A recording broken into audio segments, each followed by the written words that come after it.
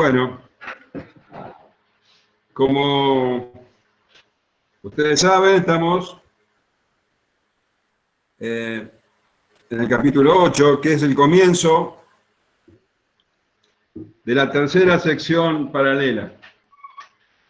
Ya creo que lo dije 1.000.000 de veces, pero lo voy a decir de nuevo. Tenemos al libro de Apocalipsis dividido en 7 secciones y ahora vamos a entrar en la tercera. 7 secciones paralelas que tratan de del mismo periodo de tiempo. Es decir, que desde que el Señor ascendió a los cielos hasta que Él regrese.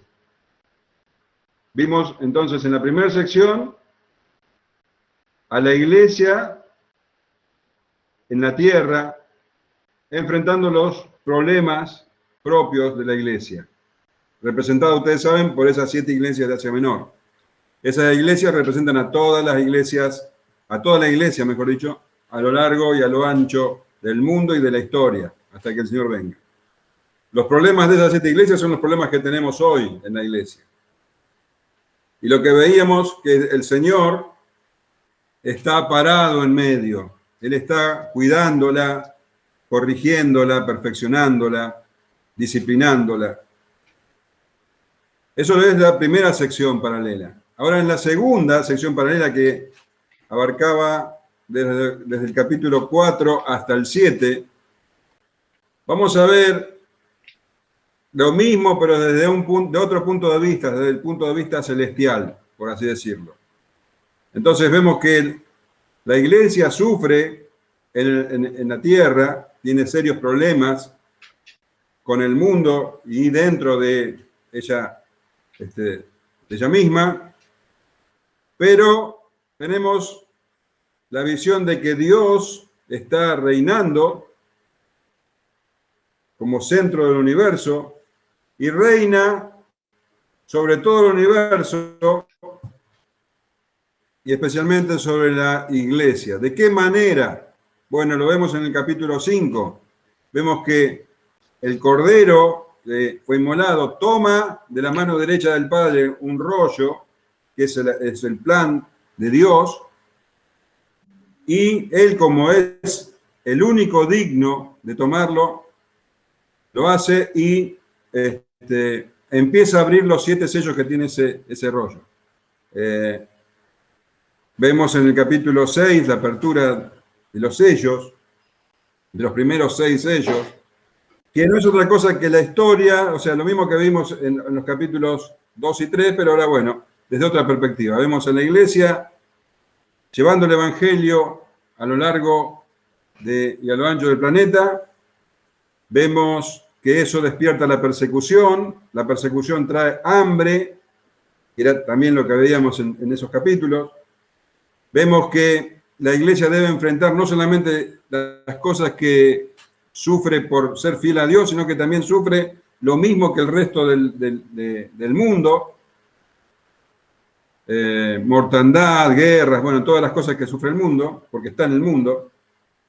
Y veíamos también a la iglesia en el cielo, no glorificada, sino todavía, o sea, las almas que han muerto en Cristo, clamando por justicia. Esa justicia, dice, todavía no llega porque se debe completar el número. Pero después, cuando se abre el 6º sello, vemos cómo esa justicia se desarrollará, porque ese 6º sello es futuro. Es el día del juicio final, donde los impíos van a pedirle a las montañas, a los montes, que se echen encima antes de enfrentar la ira del Cordero. Ahora, el capítulo 6 termina con el 6º sello, y el 7º sello recién va a ser abierto en este capítulo, en el capítulo 8. Es decir, que el capítulo 7 funciona como un paréntesis entre el 6º sello y el 7º sello. En ese paréntesis vemos que el número de los que deben morir por Cristo es un número simbólico, 144.000, que son todos los creyentes en la tierra, hasta que el Señor venga, que están sellados, que están protegidos. Van a pasar por tribulaciones, pero su fe está guardada en Él.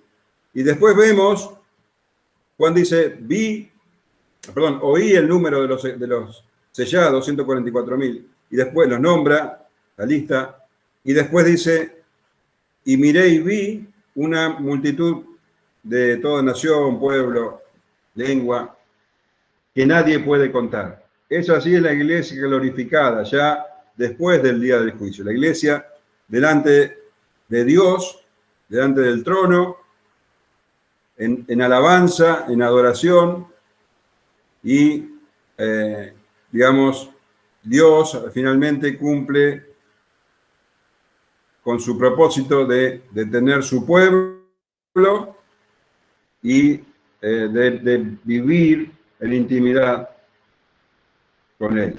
Ahora vamos a entrar en el capítulo 8, que como les dije, comienza la tercera sección, es decir, que va a tratar nuevamente de ese periodo, desde que el Señor ascendió hasta que vuelva, pero desde otra perspectiva. Los sellos se referían a la iglesia. Ahora, este capítulo y los siguientes, tiene como tema central el sonido de las trompetas. El sonido de las trompetas tiene como foco al mundo, no a la iglesia. Los sellos son para la iglesia, las trompetas son para el mundo. Entonces, antes de comenzar la lectura, tenemos que tener un poquito en claro cuál es el significado, el sentido de las trompetas. En el Antiguo Testamento, y también en el Nuevo, las trompetas son utilizadas siempre para dar aviso. Fíjate, vamos a leer Ezequiel, capítulo 33, versículos 3 al 5. Es el pasaje famoso de la Atalaya, tal vez lo hayas leído.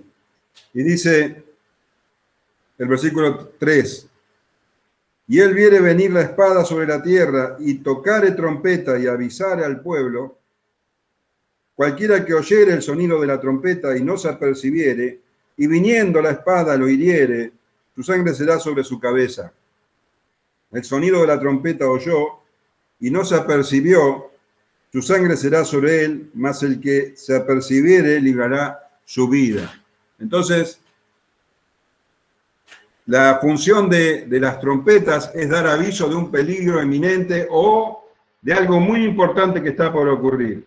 El que escucha la trompeta y hace caso, bueno, dice, salvará su vida. Y el que la escucha y no hace caso, bueno, su sangre corre por su cuenta. En el Antiguo Testamento hay muchos ejemplos del uso de las trompetas. Por ejemplo, cuando Dios se presentó a Moisés en el monte Sinaí, esto lo vemos en el capítulo 19, 16, dice, aconteció que al tercer día, cuando vino la mañana, vinieron truenos y relámpagos y espesa nube sobre el monte, y sonido de bocina muy fuerte, el sonido de bocina es sonido de trompeta, y se estremeció todo el pueblo que estaba en el campamento. Dios anunciaba entonces su presencia allí por medio del sonido de trompetas, aparte, bueno, de relámpagos, truenos. Siempre las manifestaciones de Dios se dan de esa manera. Cuando se coronaba un rey, en una situación tan importante, también se hacía sonar trompeta. Primera de Reyes, capítulo 1, versículo 34, dice, y allí lo ungirán el sacerdote Sadoc y el profeta Natán como rey sobre Israel, y tocaréis trompeta, diciendo, viva el rey Salomón. Para anunciar victoria en la batalla se tocaba trompeta. Primera de Samuel 13:3. Y Jonatán atacó a la guarnición de los filisteos que había en el collado, y los oyeron los filisteos, e hizo Saúl tocar trompeta por todo el país, diciendo, oigan los hebreos. Bueno,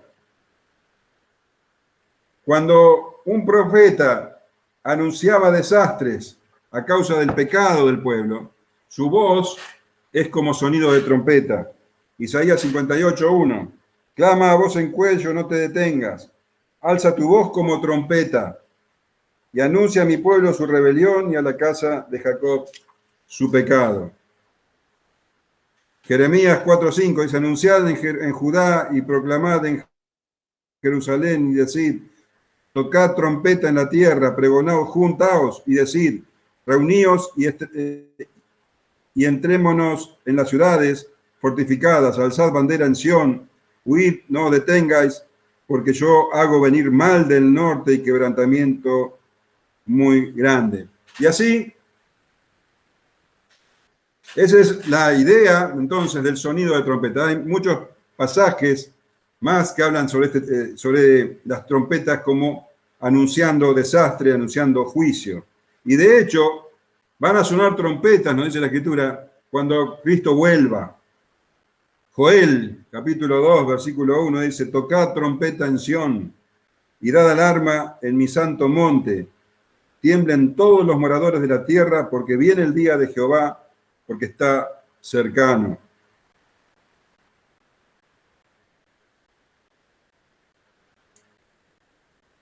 Sofonías 1:14 dice: cercano está el día grande de Jehová, cercano y muy próximo. Es amarga la voz del día de Jehová, gritará allí el valiente. Día de ira aquel día, día de angustia y de aprieto, día de alboroto y de asolamiento, día de tiniebla y de oscuridad, día de nublado y de entenebrecimiento, día de trompeta y de algazara sobre las ciudades fortificadas y sobre las altas torres.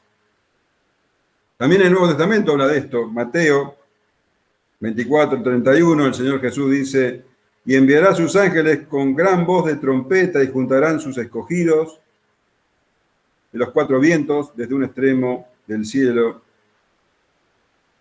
hasta otro. Sonido de trompeta anunciando entonces la venida del Señor. 1 Corintios 15:51. He aquí, os digo un misterio. No todos dormiremos, pero todos seremos transformados. En un momento, en un abrir y cerrar de ojo, a la final, trompeta, porque se tocará la trompeta. Y los muertos serán resucitados incorruptibles, y nosotros seremos transformados. Las trompetas anuncian que viene juicio inminente. Y las trompetas que vamos a leer ahora en Apocalipsis anuncian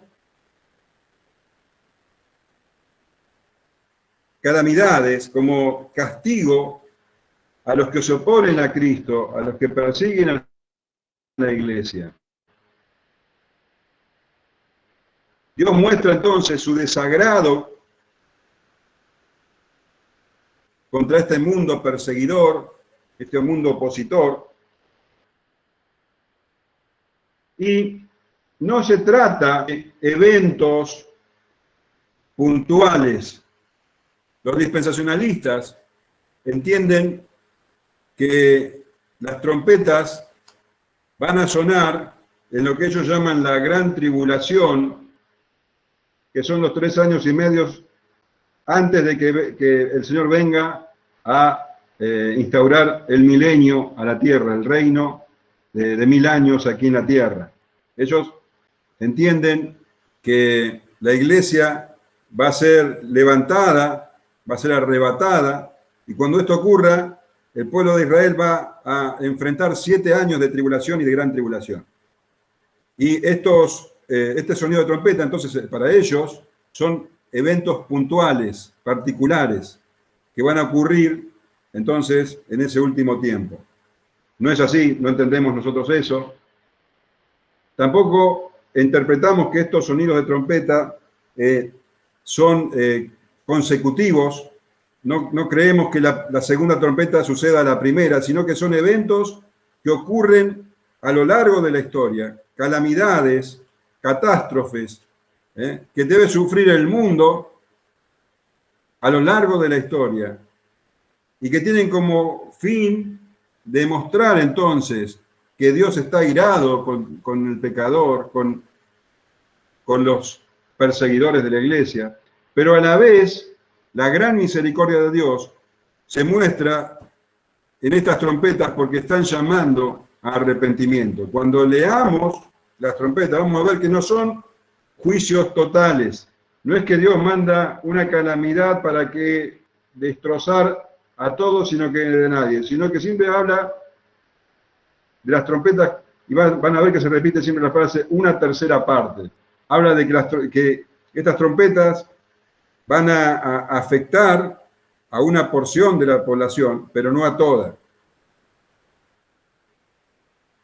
Está llamando, dando la oportunidad al pecador para que se arrepienta.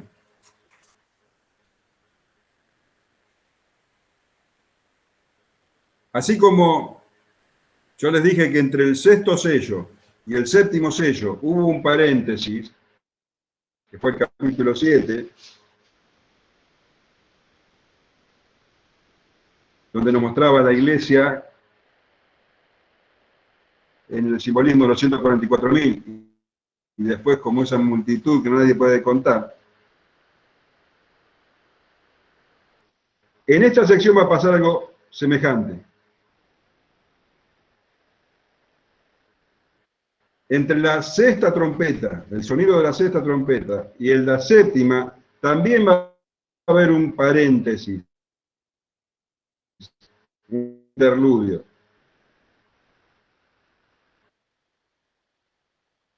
Un interludio que también, como en el que pasó con los sellos, también va a tratar sobre la iglesia.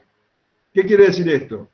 Que las trompetas, mientras las trompetas están llamando a arrepentimiento a las personas, es decir, mientras Dios envía juicio, donde envía enfermedades, catástrofes al mundo, la iglesia paralelamente está anunciando el Evangelio. Por eso no tienen excusa, no tienen excusa.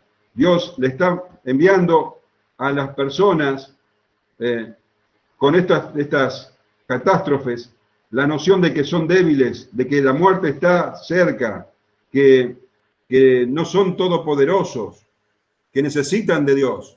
Y a la vez, mientras ocurren estas cosas, está la iglesia dándole al inconverso, al impío, el camino, la salida para esta situación. Dios lo llama arrepentimiento y la iglesia, mientras tanto, le da la noticia de cómo puede hacer para arrepentirse y creer. Entonces, tenemos que ver esta sección todo, como un todo. El hombre impío es frágil. Él tiene la noción de que puede dominar al mundo, que con la ciencia, con sus conocimientos, con su fortaleza, con su riqueza, puede perpetuarse, y no es así. Es débil, no puede nada contra las fuerzas de la naturaleza. Dios le está mostrando debilidad, esa incapacidad. Y le está mostrando también la salida, y por medio de la iglesia. Entonces,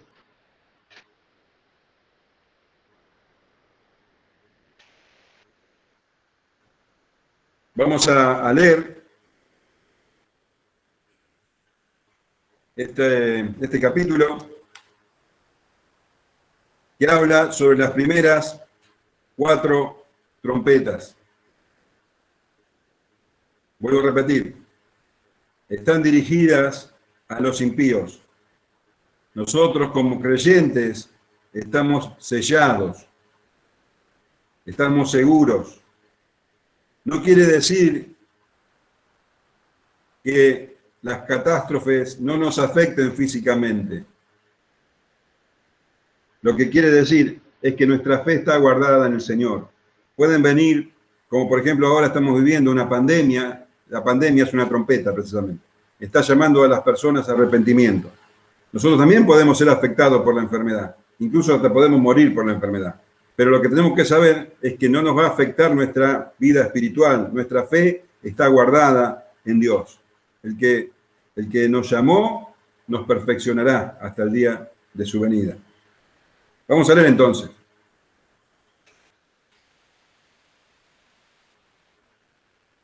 Y cuando abrió el séptimo sello, se hizo silencio en el cielo como por media hora. Y vi a los 7 ángeles que estaban en pie ante Dios, y se les dieron 7 trompetas. Otro ángel vino entonces y se paró ante el altar con un incensario de oro, y se le dio mucho incienso para añadirlo a las oraciones de todos los santos, sobre el altar de oro que estaba delante del trono. Y de la mano del ángel subió a la presencia de Dios el humo del incienso con las oraciones de los santos. Y el ángel tomó el incensario y lo llenó del fuego del altar y lo arrojó a la tierra, y hubo truenos y voces y relámpagos y un terremoto. Y los 7 ángeles que tenían las 7 trompetas se dispusieron a tocarlas. El primer ángel tocó la trompeta, y hubo granizo y fuego mezclados con sangre, que fueron lanzados sobre la tierra, y la tercera parte de los árboles se quemó, y se quemó toda la hierba verde. El segundo ángel tocó la trompeta, y como una gran montaña ardiendo en fuego fue precipitada en el mar. Y la tercera parte del mar se convirtió en sangre. Y murió la tercera parte de los seres vivientes que estaban en el mar, y la tercera parte de las naves fue destruida. El tercer ángel tocó la trompeta, y cayó del cielo una gran estrella, ardiendo como una antorcha, y cayó sobre la tercera parte de los ríos y sobre las fuentes de las aguas, y el nombre de la estrella es Ajenjo, y la tercera parte de las aguas se convirtió en ajenjo, y muchos hombres murieron a causa de esas aguas, porque se hicieron amargas. El cuarto ángel tocó la trompeta, y fue herida la tercera parte del sol, y la tercera parte de la luna, y la tercera parte de las estrellas, para que se oscureciese la tercera parte de ellos, y no hubiese luz en la tercera parte del día, y asimismo de la noche. Y miré y oí un ángel volar por en medio del cielo, diciendo a gran voz: ay, ay, ay de los que moran en la tierra, a causa de los otros toques de trompeta que están para sonar los 3 ángeles. Bueno, aquí tenemos entonces las primeras 4 trompetas, y bueno, es fácil asociarlas con las plagas de Egipto, tienen mucha similitud. Y ahora entonces volvemos al capítulo 6 de alguna manera, porque dice: cuando abrió el séptimo sello, se hizo silencio en el cielo como por media hora. Se abre entonces el séptimo sello. Debemos entender al séptimo sello no como una secuencia cronológica del sexto. No es que después del sexto sello ocurre lo que dice el séptimo sello. ¿Por qué? Porque el sexto sello habla del juicio final. Ya en el sexto sello se habla de la venida de Cristo y del juicio a los impíos. Entonces, el séptimo sello es como si volviera atrás al comienzo de la dispensación. El Cordero abrió el libro y empezó tomó el libro y empezó a abrir los sellos. Bueno, vamos a ese momento. Ahora volvemos al comienzo de la historia. Y dice que se hizo silencio en el cielo como por media hora. Olvidémonos de la cronología. Lo que nosotros vimos en el capítulo 6 es a la iglesia sufriendo persecuciones, hambre. Ahora hay un gran silencio. Tenemos que también ver el tremendo contraste que hay con la última parte del capítulo 7, donde había una algarabía tremenda en el cielo, de la multitud que nadie puede contar, de los ángeles, todos adorando al Padre. Ahora comienza este capítulo con un silencio en todo el cielo, dice. Se hizo silencio en todo el cielo.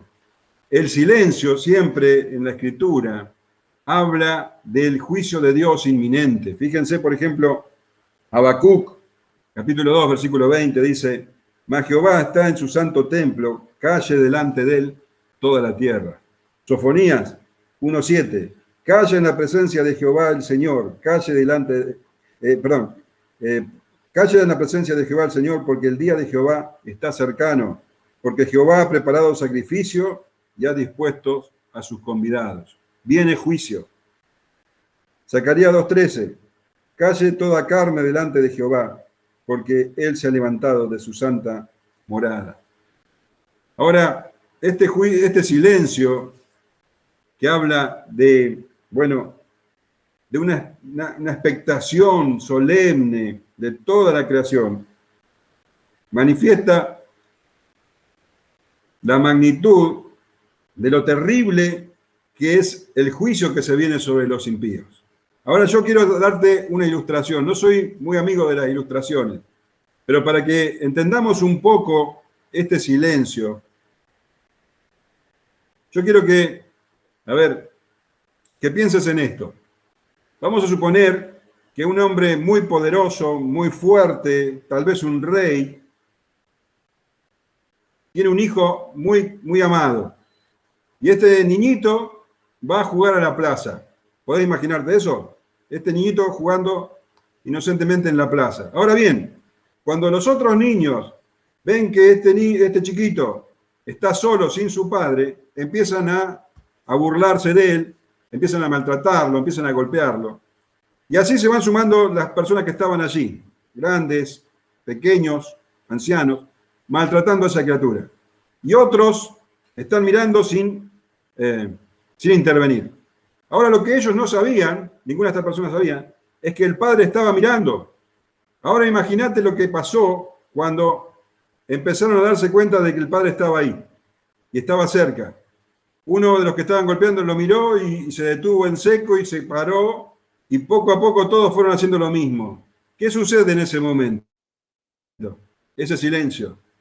Ese silencio sabiendo que ahora se vienen las consecuencias de lo que habían hecho. Habían golpeado y maltratado al hijo de ese hombre tan poderoso. Obviamente, ahora debían sufrir las consecuencias de lo que habían hecho. Bueno, esta ilustración nos muestra un poco de lo que le sucede al mundo maltratador de la iglesia, creyendo que no hay un Dios que lo está vigilando, que no hay un Dios que lo mira. Pero sí hay un Dios. Sí hay un juez justo. Y ese juez, ese Dios, ese guardador, ahora va a enviar juicio sobre los impíos, sobre los perseguidores de la iglesia.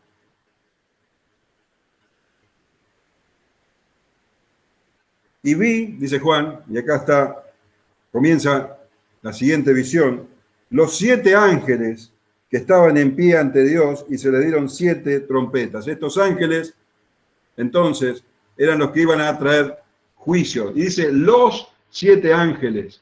Está hablando de ángeles muy particulares. Los 7 ángeles, está hablando de un orden superior de ángeles. Estos ángeles, dice, estaban en pie ante Dios cuando Miguel se presentó a María, Gabriel se presentó a María, dijo de sí mismo justamente estas palabras. En Lucas 1:19 dice, respondiendo el ángel le dijo, yo soy Gabriel, que estoy delante de Dios. Decía que estos ángeles son de una orden superior de ángeles, según parece, los arcángeles, que tienen mucho que ver, los arcángeles. Arcángel es el arcángel Miguel que combatió, ¿te acordás?, contra Satanás en Apocalipsis, lo vamos a ver en el capítulo 12, el que aparece en capítulo 10 de Daniel, es el protector del pueblo. Bueno, podría ser que estos ángeles sean de este nivel, de esta categoría. Y dice que se le dieron 7 trompetas, y lo que esperaríamos lógicamente es que inmediatamente comiencen a sonar las trompetas. Sin embargo, ocurre algo parecido a una interrupción, porque dice que apareció otro ángel que vino entonces y se paró ante el altar con un incensario de oro y se le dio mucho incienso para añadirlo a las oraciones de todos los santos sobre el altar de oro que estaba delante del trono. Antes que suenen las trompetas, entonces aparece esto, que como les decía, no sé si escucharon, algunos estudiosos hasta creen que esta porción no debería estar acá, que debería estar en otro lado, pero nosotros no creemos eso, creemos que está donde tiene que estar, y pone en relieve la importancia de la oración de los santos, la relación que tiene la oración de los santos con el sonido de las trompetas. Y esto es algo que verdaderamente tenemos que prestar atención, y yo le pido a Dios que me dé claridad para explicarlo, porque nos va a dar una dimensión distinta de la importancia de nuestras oraciones. Entonces dice, otro ángel vino entonces y se paró ante el altar con un incensario de oro. Obviamente esto es una visión, todo lo que estamos viendo es lenguaje apocalíptico, son símbolos que nos retrotraen al tabernáculo y al templo. En el tabernáculo, ustedes saben, está el lugar santísimo, el lugar santo y el lugar santísimo. Al lugar santísimo solamente podía entrar el sumo sacerdote una vez al año. En el lugar santo entraban los sacerdotes durante todo el año. El lugar santo del lugar santísimo estaba separado por una cortina muy gruesa. Y delante de esa cortina, o sea, a la entrada del lugar santísimo, estaba el incensario. Entonces ahí, a la mañana y a la noche, los sacerdotes quemaban incienso para que ese olor subiera como aroma fragante a la presencia de Dios. De hecho, en el único día del año que el sumo sacerdote podía entrar al lugar santísimo, primero debía encender el incienso y llenar el lugar santísimo de humo para poder recién entrar. Entonces este humo del incienso, bueno, es una figura de nuestras oraciones.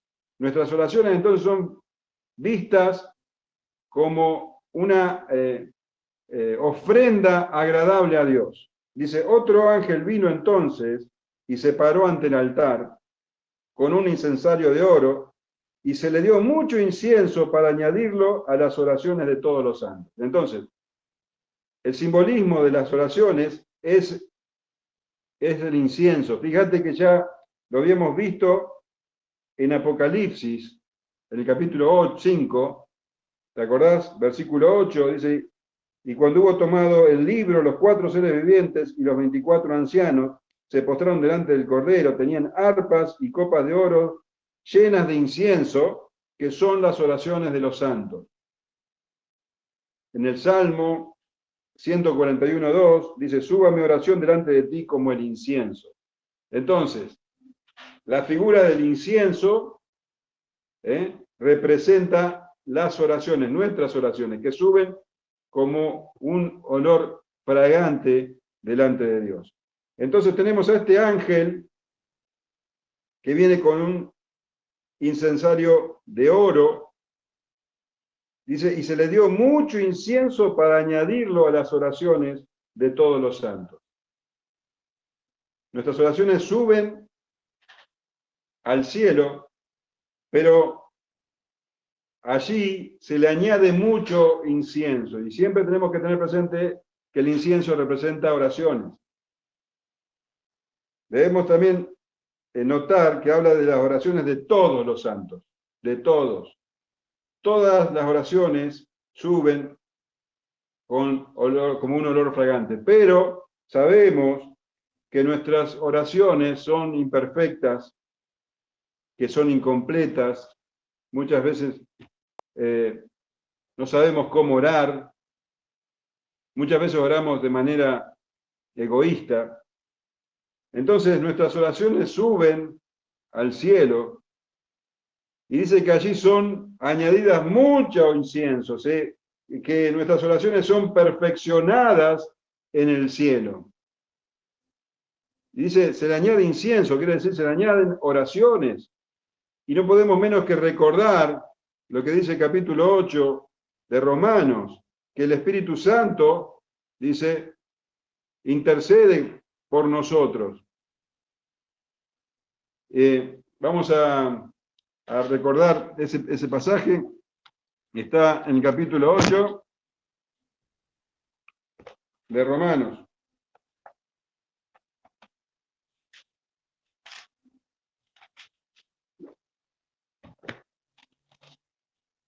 Romanos 8,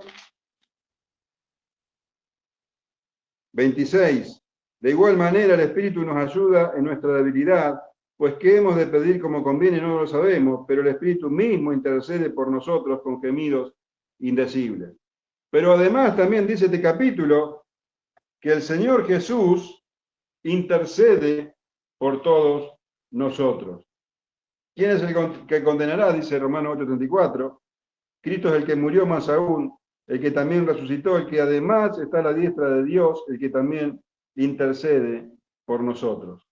Entonces, nuestras oraciones imperfectas son perfeccionadas en el cielo para que lleguen a la presencia del Padre. Y dice el versículo 4, y de la mano del ángel subió a la presencia de Dios el humo del incienso con las oraciones de los santos. Y el ángel tomó el incensario y lo llenó de fuego del altar y lo arrojó a la tierra, y hubo truenos y voces y relámpagos y un terremoto. Entonces las oraciones llegan al Padre y vuelven a la tierra, vuelve la respuesta a la tierra y vuelve como juicio. Y el ángel tomó el incensario y lo llenó de fuego del altar. El fuego siempre significa juicio, y lo arrojó a la tierra. Viene juicio sobre el mundo como respuesta de las oraciones de los santos. Y dice que hubo truenos y voces y relámpagos y un terremoto. Es Dios manifestando su juicio. Cada vez que leemos frases como esta, palabras como esta, sabemos que es Dios llevando juicio. Entonces, nuestras oraciones imperfectas, pidiendo justicia, pidiendo que se haga la voluntad de Dios. ¿Cómo ora un creyente? Bueno, el modelo de la oración es la que dio el mismo Señor Jesús. Que santificado sea tu nombre, venga tu reino, hágase tu voluntad. Ese es el deseo, el anhelo íntimo de cada creyente. Cada oración que llevamos al Padre tiene esa función. El Señor Jesús dijo, fíjate, muchas veces, te voy a leer un par de pasajes nomás. Juan 15:7, si permanecéis en mí y mis palabras permanecen en vosotros, pedid todo lo que queráis y os será hecho. 16:23 de Juan, en aquel día no me preguntaréis nada, de cierto os digo, que todo cuando pidiereis al Padre en mi nombre, os lo dará. Nosotros clamamos para que se cumpla la voluntad del Padre, para que su nombre sea santificado, para que venga su reino. Y nosotros oramos en nuestra ignorancia para que esto suceda. Y Dios contesta nuestras oraciones, llevando juicio al mundo. Entonces, debemos entender esto. Cuando pedimos para que las personas se arrepientan, pedimos para que las personas se conviertan, pedimos para que el nombre de Dios sea santificado, ¿cómo crees que Dios responde a esas oraciones? Enviándoles a las personas motivos para arrepentirse, enviándoles a las personas que entiendan su fragilidad y su pequeñez. Debemos entender que las catástrofes, que el coronavirus y todas las cosas que están sucediendo en el mundo, en definitiva, son la respuesta de Dios a las oraciones de los santos. Dios en su infinita misericordia envía estas cosas, no solamente para demostrar su enojo, sino para llamar al arrepentimiento, para que su reino venga, para que se haga su voluntad. Las oraciones son respondidas y las trompetas que vamos a pasar a ver ahora son respuestas a nuestras oraciones. Esto es lo que nos deja bien claro este pasaje de Apocalipsis. Por eso, ahora debemos tener también una visión a raíz de la lectura de este libro. Tenemos que tener una visión mucho más clara de nuestras oraciones. Tenemos que ver al mundo desde la perspectiva de Dios, a la iglesia desde la perspectiva de Dios y también nuestras oraciones, lo que estas oraciones significan. Dios responde a nuestras oraciones y hace que las personas busquen arrepentirse o necesiten arrepentirse. No es en los momentos de salud, de facilidad económica en que las personas van a buscar a Dios. Así que debemos ver esto como respuesta a nuestras oraciones.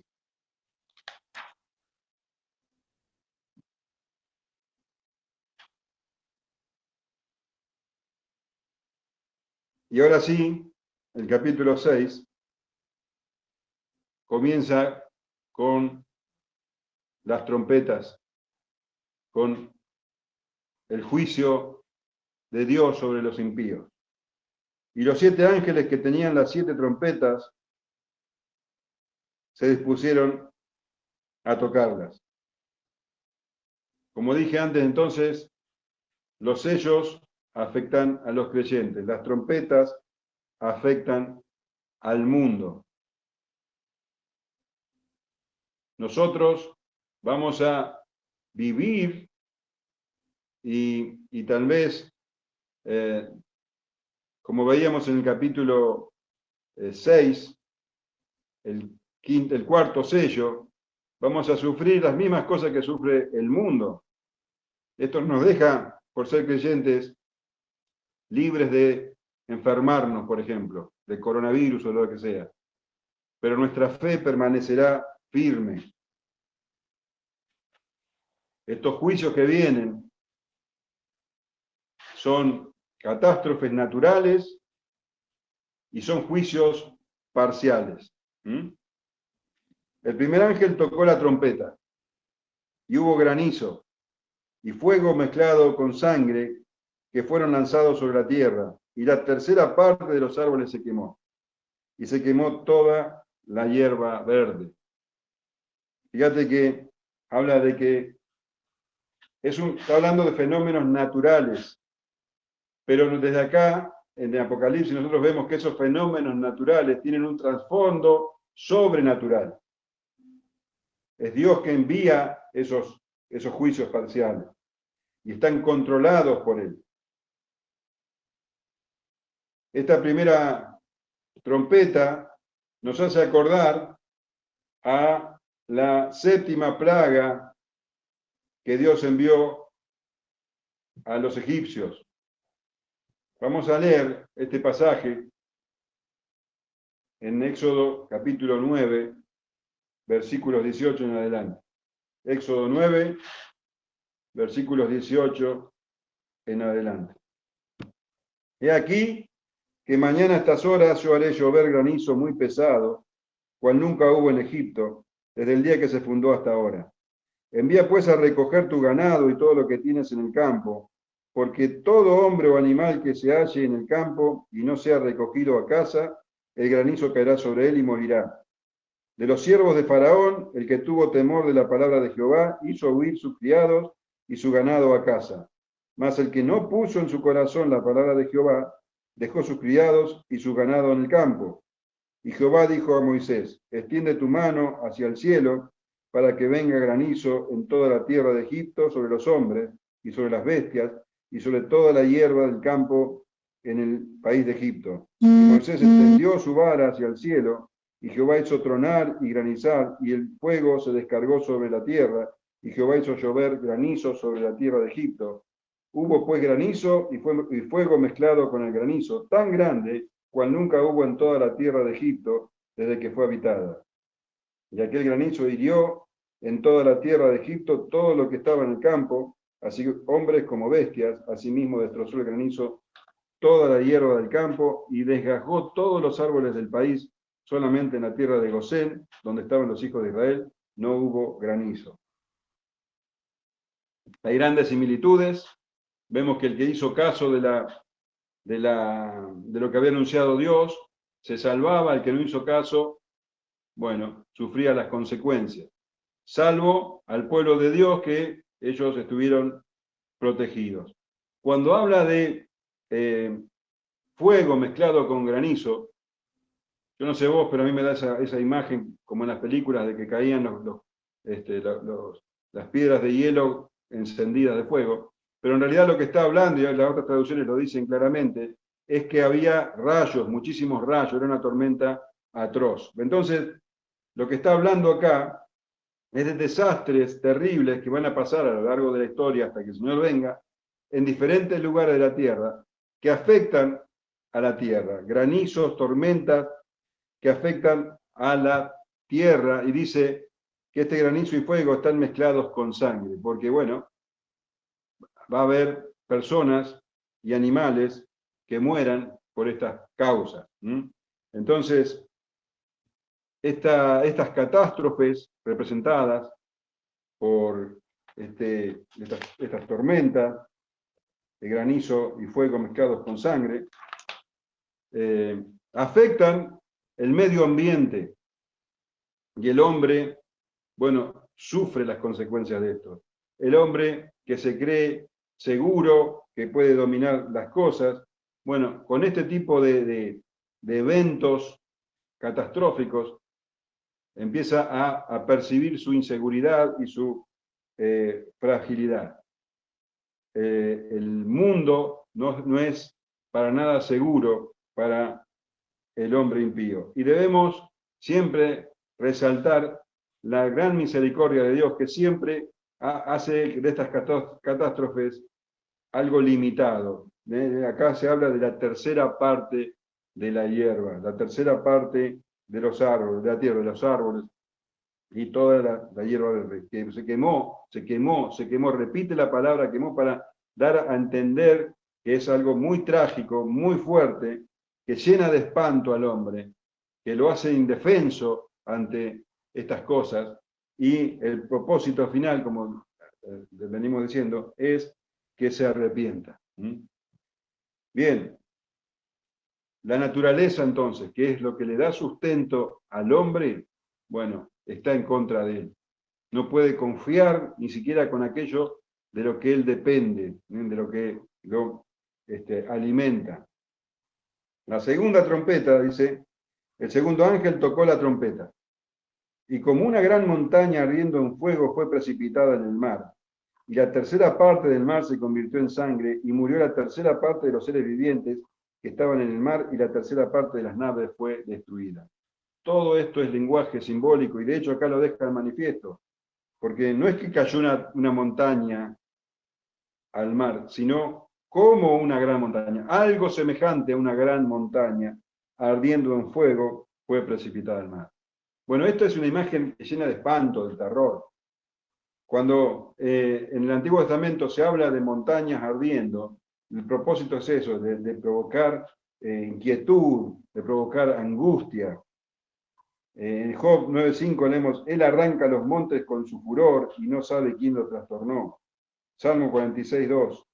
Por tanto, no temeremos aunque la tierra sea removida y se traspasen los montes al corazón del mar, aunque ramen y se turben sus aguas y tiemblen los montes a causa de su bravura.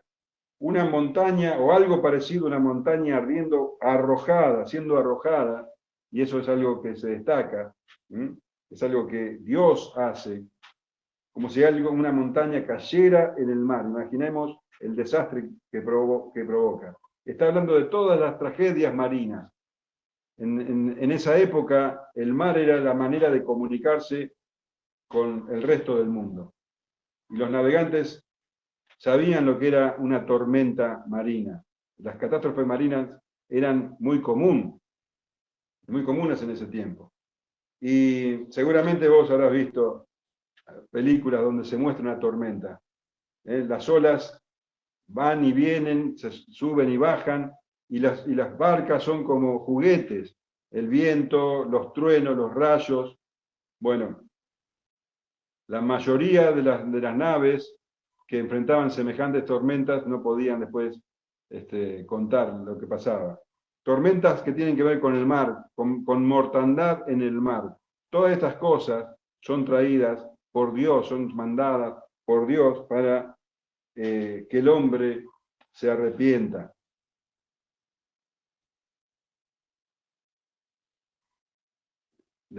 Como te decía, el comercio dependía del mar, de las navegaciones.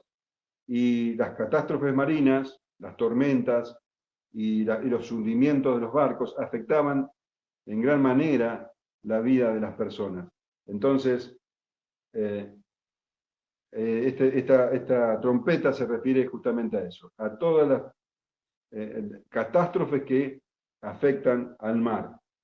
Pero siempre se hace hincapié, énfasis en la misericordia, porque nuevamente habla de la tercera parte y se dice una y otra vez, la tercera parte del mar se convirtió en sangre y murió la tercera parte de los seres vivientes que estaban en el mar y la tercera parte de las naves fue destruida. Un comentarista, Kistemaker, dice, no todos los mares se convirtieron en sangre, no todas las criaturas vivas murieron, no todos los barcos quedaron destruidos, solo un tercio de cada uno de ellos se vio afectado por la ira de Dios. Los peces, no afectados por el castigo divino, siguieron multiplicándose, y el tráfico marítimo, no afectado por el desastre, siguió dándose con normalidad. Las catástrofes que Dios hizo que recayeran sobre el mar son señales de los tiempos finales con los que Dios dice al pueblo que se arrepienta y viva. Dios está dando la oportunidad al impío de arrepentirse. Y esta plaga y la siguiente, perdón, esta trompeta y la siguiente, tienen mucho que ver con una de las plagas de Egipto, con la primera. En Éxodo capítulo 7, versículo 17, dice, así ha dicho Jehová, en esto conocerás que yo soy Jehová. He aquí, yo golpearé con la vara que tengo en mi mano, el agua que está en el río se convertirá en sangre. Acá está hablando de mar, pero en el siguiente sonido de trompeta hablará sobre todas fuentes de agua, de ríos y de todas fuentes de agua. Ahora, la respuesta que dio Faraón a la plaga del agua convertida en sangre es la misma que está dando hoy día el impío a las trompetas. En Éxodo 22 dice, y el corazón de Faraón se endureció y no los escuchó, como Jehová lo había dicho, y Faraón se volvió y fue a su casa y no dio atención tampoco a esto. Las trompetas están sonando y los hombres no prestan atención a ellas. Vamos a ver sobre la tercera trompeta. El tercer ángel tocó la trompeta y cayó del cielo una gran estrella, ardiendo como una antorcha.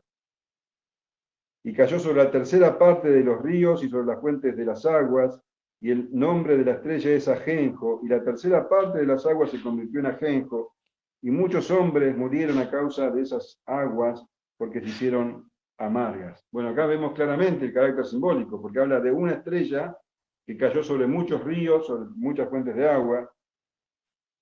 Entonces, esto también nos demuestra que las trompetas no suceden, no vienen después que los sellos, porque el sexto sello ya todas las estrellas habían caído. Evidentemente esto no es consecutivo. Bien, entonces nos está hablando acá de todos los desastres que tienen que ver con el agua. El agua es un sustento para el hombre indispensable. Y tampoco eso es algo seguro para el hombre. Dice que cayó como una estrella ardiendo. También la imagen provoca terror. El mismo terror que provoca cuando un río se seca o cuando un río se contamina, cuando las fuentes de agua, no sé, de alguna manera se amargan. Bueno, son situaciones que llenan de miedo, de terror, de inseguridad a las personas. Inundaciones, sequías, epidemias que vienen a partir del agua. Bueno, todas estas cosas son juicios de Dios para el impío. Hendrickson, acá otro comentarista, dice: ahora las aguas de la tierra son usadas por nuestro Señor Jesucristo como instrumento contra los impíos. La idea general es esta: hijos de Dios, perseguidos, recordad que vuestro Salvador ve vuestras lágrimas y no olvida vuestras aflicciones. Los perseguidores impíos no encontrarán en ninguna parte verdadero descanso, ni tampoco gozo permanente. No solamente la tierra y el mar, sino las fuentes y los ríos, durante toda esta era, se usarán contra las personas malignas. Y dice, y el nombre de la estrella es ajenjo. El ajenjo era una sustancia muy amarga, y bueno, es un símbolo de aflicción, de miseria. Dice que la tercera parte, nuevamente vemos la misericordia de Dios, la tercera parte se contaminó. Y esto trajo muerte a los hombres. Isaías 55:7 dice: deje el impío su camino y el hombre inicuo sus pensamientos, y vuélvase a Jehová, el cual tendrá de él misericordia, y al Dios nuestro, el cual será amplio en perdonar. Lo que tenemos que entender de esto es que cuando vos ves las noticias, cuando vos ves que, no sé, en África se secó un río y en Estados Unidos hubo una gran inundación, tenés que verlo entonces desde la perspectiva divina. Dios está mostrando su juicio y está mostrando su misericordia a esas personas. Está respondiendo, en definitiva, las oraciones de los santos. Y la cuarta trompeta dice: el cuarto ángel tocó la trompeta y fue herida la tercera parte del sol, y la tercera parte de la luna, y la tercera parte de las estrellas, para que se oscureciese la tercera parte de ellos, y no hubiese luz en la tercera parte del día, y asimismo de la noche. Entonces, Dios va a usar todos los elementos naturales para llevar juicio al hombre, para llevar miedo, para mostrarle su pequeñez, para llamarlo a arrepentimiento. Entonces acá vemos que los cielos, los elementos celestes, también van a ser usados por Dios para estas cosas. Fíjate que repite una y otra vez la frase la tercera parte.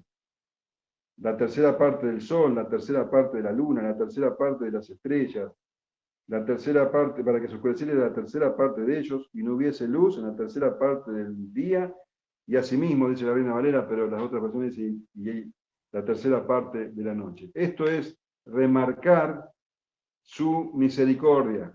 No va a oscurecer completamente el sol ni la luna.